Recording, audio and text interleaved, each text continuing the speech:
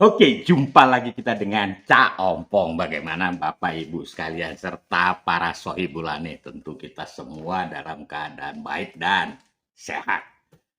Oke, timbul pertanyaan, kenapa pencapresan seorang Anies tidak semulus pencapresan Ganjar Pranowo oleh PDIP? Nah, ini pertanyaan besar. Padahal pada saat deklarasi yang dilakukan oleh Partai Nasdem, Bang Surya Paloh itu dengan tegas mengatakan bahwa cawapresnya itu diserahkan kepada Anies Baswedan. Tapi tidak semulus itu dan tidak semudah itu. Pada saat hal tersebut disampaikan oleh Bang Surya Paloh, nah ini Cak Ompong agak kaget. Kagetnya kenapa? Demikian luas dan besarnya privilege yang diberikan oleh Partai Nasdem kepada Anies Baswedan. Ternyata itu tidak mudah. Tidak mudah. Kenapa pertanyaannya? Pertama, koalisi perubahan itu merupakan gabungan koalisi dari Partai Demokrat, PKS, dan Nasdem. Nah, kalau kita melihat ketiga partai ini, ya ini termasuk partai yang tidak besar, kategori besar. Artinya perolehan suaranya tidak sebesar PDIP, Golkar, maupun Gerindra. Jadi termasuk kelas papan tengah. Nah, karena komposisi dari ketiga partai ini ya seimbang, sehingga tidak ada yang dominan atau mampu mendominasi partai yang lain. Sangat beda dengan misalkan PDIP, Gerindra, atau Golkar yang tentu mempunyai hak suara yang lebih dibandingkan partai-partai yang lain. Nah, disinilah kesulitannya. Pada saat Anies menentukan cawapres. Kita ambil contoh. Satu, PKS menawarkan Aher. Pasti hal tersebut ditolak oleh Demokrat dan Nasdem. Mereka akan mengatakan, saya dapat apa? Ya kan? Karena secara ya umum orang mengatakan bahwa Anies itu adalah PKS. Dan PKS itu adalah pendukung setia daripada Anies Baswedan.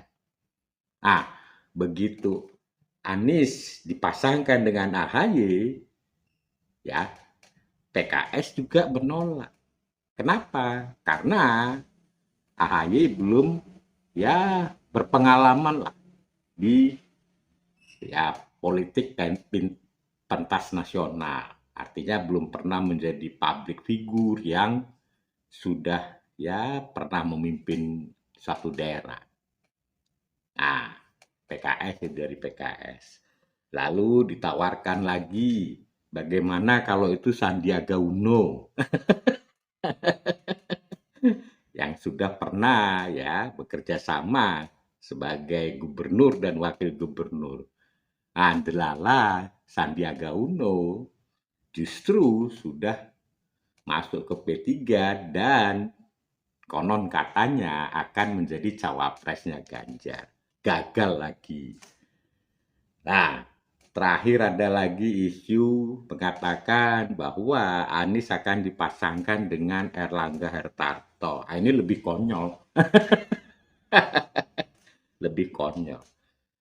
Ya, kenapa lebih konyol? Karena tidak mungkin itu terjadi. Golkar itu kan partai besar.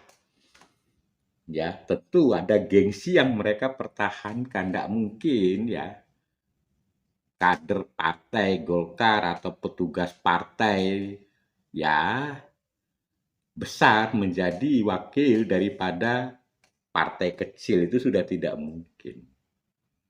Nah, kenapa Anies itu sangat sulit? Ya karena tadi Anies itu dia bukan kader partai, bukan petugas partai. Ya, kita ambil contoh lah, siapa yang ya istilahnya mempunyai daya juang yang tinggi terhadap seorang Anies? Nasdem. Nggak mungkin, karena dia bukan kader Partai Nasdem, Demokrat apalagi, ya. Jadi hanya PKS, dan itu pun ya tidak jelas gitu dukungannya. Nah, terakhir kemarin, ya ini yang lebih lagi, ya, bahwa AHY sudah mendekat kepada Airlangga Hartarto. Tentu bagi AHY ini adalah peluang yang sangat bagus. Ya, kepastian untuk menjadi cawapres dari Golkar ya besar dibandingkan ketika AHY bergabung di koalisi perubahan. Nah, itulah yang menyebabkan bagaimana sulitnya cawapres Anies.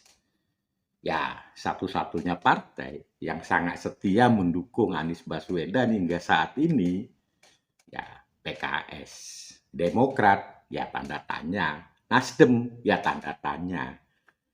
Ya, jadi kalau kita coba analisa, akan sangat sulit sekali seorang Anies itu bisa dicawapreskan.